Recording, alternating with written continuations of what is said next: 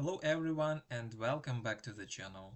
In today's lesson, we are going to learn a very important grammar topic in English. It is called non-defining relative clauses. This is a topic that often confuses learners, but by the end of this video you will understand it clearly and confidently. You will know what they are, how they look, when to use them, and how they are different from defining relative clauses. Let's begin step by step. First, we need to understand the basic idea of relative clause. A relative clause is a part of a sentence that gives more information about a noun. Let's look at an example. The man who is standing near the door is my teacher. Now let's break it down. The man is a noun, and the rest, who is standing near the door, is the relative clause. It adds extra information about the man. Without it, we still have a complete sentence. The man is my teacher. So, the purpose of a relative clause is to connect ideas and give more details in one sentence. Now that we understand the idea, there are two types of relative clauses. The first type is defining relative clauses. The second type is non-defining relative clauses. And the difference between them is extremely important. So let's understand it clearly.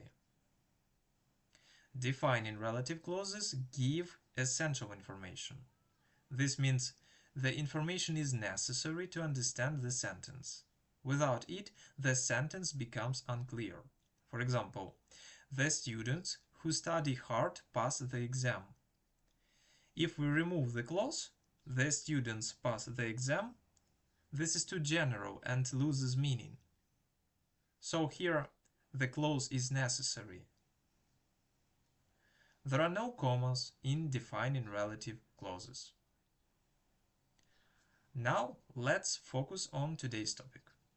Non-defining relative clauses are different. They give extra information only. This information is not necessary for the meaning of the sentence. If we remove it, the sentence still works perfectly. Let's see an example. My brother, who lives in Canada, is a doctor. Now remove the clause. My brother is a doctor.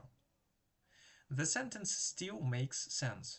So, who lives in Canada is just extra detail. That is the main idea. Non-defining means additional information only. Now, here is one of the most important rules. Non-defining relative clauses always use commas. Always. The commas show that the information is extra.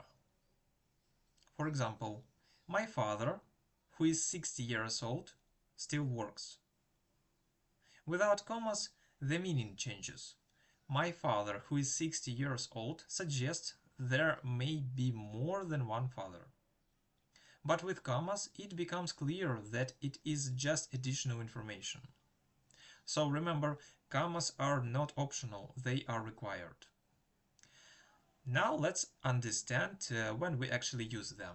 We use non-defining relative clauses in three main situations. First, when the noun is already clear. For example, my mother, who is a doctor, works in a hospital.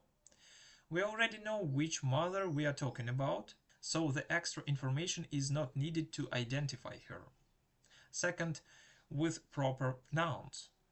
This includes names of people and places. For example, Paris, which is the capital of France, is beautiful.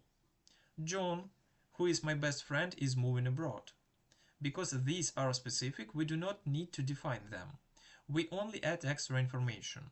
Third, with unique things. For example, the sun, which is very far from Earth, provides energy.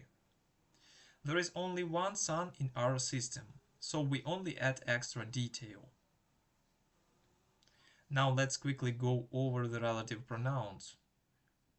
We use who for people, which for things, whose for possessions, where for places, when for time.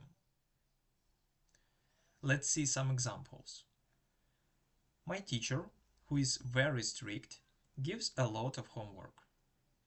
My phone, which I bought recently, is very fast. My friend, whose car is new, is very happy. London, where I studied, is expensive.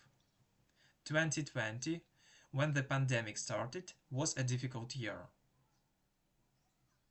Now let's see how this is used in natural English. This is how native speakers talk and write. My laptop, which has a broken screen, still works properly.